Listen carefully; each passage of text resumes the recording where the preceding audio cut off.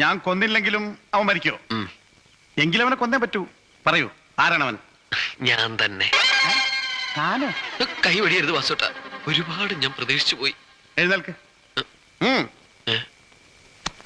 തന്റെ വികാരം ഞാൻ മനസ്സിലാക്കുന്നു. ഞാൻ കൊല്ലാം. താങ്ക്സ്. ഇപ്പോഴാണൊന്ന് മനസ്സമാധാനായത്. അധോലോക പാരമ്പര്യമുള്ളവർ പ്രതിഫലം പറ്റിയാൽ സ്വന്തം തന്തയുടെ ആയാലും തലയെടുക്കുമെന്ന് കേട്ടിട്ടുണ്ട്.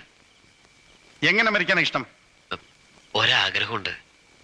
ഈ നഗരത്തിലെ ഏറ്റവും വില കൂടിയ കാറുകൊണ്ട് ഇടിച്ചു മരിക്കണമെന്ന്. അതെന്തിനാ? മരണത്തിലൊരു അന്തസ്, ഐ മീൻ റിച്ച്നെസ്.